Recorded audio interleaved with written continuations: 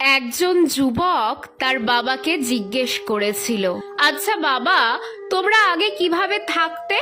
শীততাপ নিয়ন্ত্রিত যানবাহন নেই, ওয়াইফাই নেই, কোনো ইন্টারনেট নেই, কম্পিউটার নেই, অনলাইন শপিং নেই, টিভি নেই, মোবাইল ফোন নেই, কোনো শপিং মল নেই, মাল্টিপ্লেক্স নেই, থাকতে কিভাবে? তার বাবা উত্তর দিলেন, ঠিক যেমন তোমাদের প্রজন্ম আজকের সাথে জীবনযাপন করে। প্রার্থনা নেই, সমবেদনা নেই, সম্মান নেই, কোনো শ্রদ্ধাবোধ নেই, কোনো চরিত্র নেই, লজ্জা নেই, বিনয় নেই, সময় পরিকল্পনা নেই, খেলাধুলো নেই, লেখাপড়া নেই।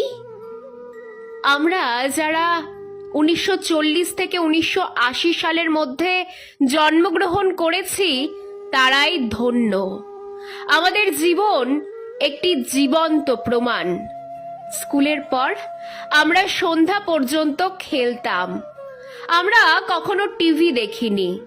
আমাদের প্রকৃত বন্ধুদের সাথে খেলতাম, ইন্টারনেট বন্ধুদের সাথে নয়।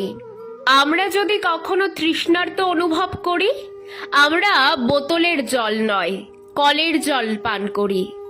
আমরা কখনোই অসুস্থ হইনি, যদিও আমরা 4 বন্ধুর সাথে 1 গ্লাস থেকেই জুস শেয়ার করতাম।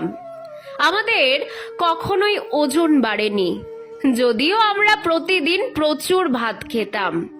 খালি পায়ে ঘোরাঘুরি করেও আমাদের পায়ের কিছুই হয়নি। আমাদের মা ও বাবা কখনোই আমাদের সুস্থ রাখার জন্য কোনো সাপ্লিমেন্ট ব্যবহার করেননি। আমরা নিজেদের খেলনা নিজেরা তৈরি করতাম এবং সেগুলি দিয়েই খেলতাম।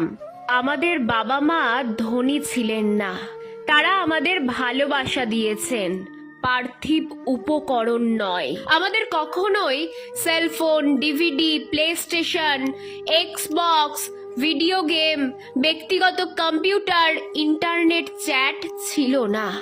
তবে আমাদের প্রকৃত বন্ধু ছিল।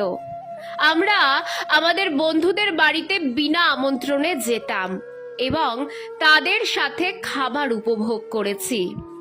আমরা হয়তো সাদা কালো ফটোতে ছিলাম, কিন্তু সেই ফটোগুলিতে রঙিন স্মৃতি খুঁজে পেতাম।